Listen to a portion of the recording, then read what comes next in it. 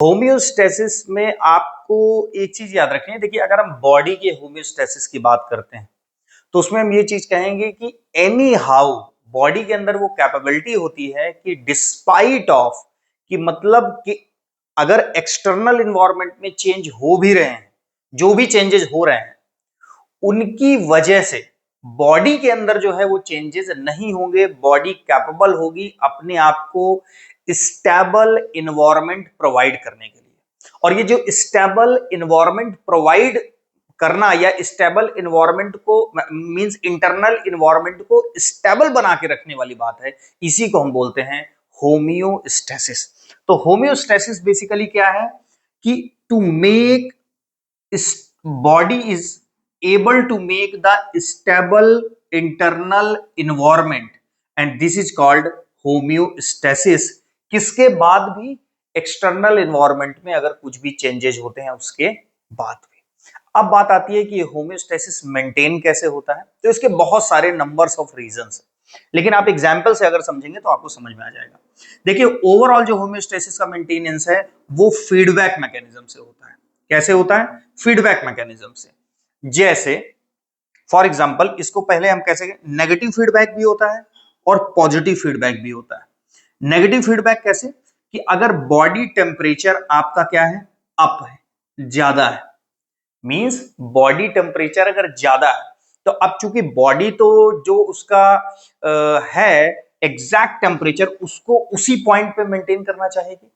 और अगर किसी वजह से बॉडी का टेम्परेचर ज्यादा है तो बॉडी क्या करके अपना टेम्परेचर रिड्यूस करेगी। तो बॉडी टेम्परेचर अगर ज्यादा है तो कौन सी प्रोसेस ज्यादा होगी? स्वेटिंग। और स्वेटिंग का रीजन होगा कि बॉडी टेम्परेचर स्वेटिंग की वजह से क्या होगी? कम। मींस जिस किसी फैक्टर की वजह से बॉडी टेम्परेचर ज्यादा हुआ था, बॉडी ने स्वेटिंग करा के अपने आप को स्टेबल एनवायरनमेंट या उतने टेम्परेचर पर ले आई जितना पहले था। दूसरा, सेम अगर इसी को हम फिर से समझें कि अगर हमारा टेम्परेचर, बॉडी का टेम्परेचर क्या हो गया? कम, तो बॉडी टेम्परेचर कैसे जनरेट करेगी? तो बॉडी टेम्परेचर जनरेट करती है क्या? सिवरिंग, जिसको हम बोलते हैं कपकपी आना। तो सिवरिंग करके बॉडी क्या करती है? अब हीट को क्या करती है? जनरेट करती है। मींस ओवरऑल दोनों कंडीशन में हम बॉडी के अंदर ये कैपेबिलिटी है कि बाय द स्वेटिंग और बाय द सिवरिंग वो टेम्परेचर को रेगुलेट कर सकती है। और यही रेगुलेशन उसको स्टेबल एनवायरनमेंट प्रोवाइड करता है, जिसको हम होम्योस्टेसिस बोलते हैं। तो ये आपका नेगेटिव फीडबैक का एग्जांपल हो गया।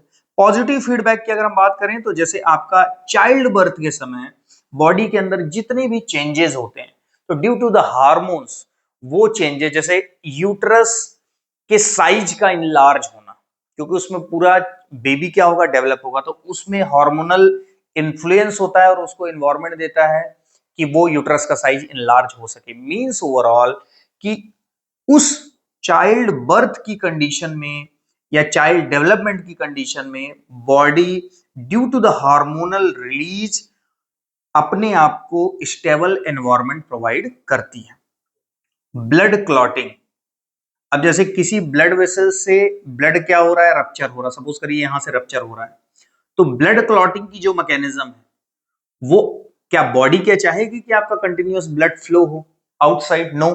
तो अब उस पार्ट को क्या करना चाहेगी? वो सील करना चाहेगी। और सील करने के लिए body itself have coagulation factor, और उन कोआगुलेशन फैक्टर की हेल्प से कौन सी मैकेनिज्म होगी? ब्लड क्लॉटिंग की।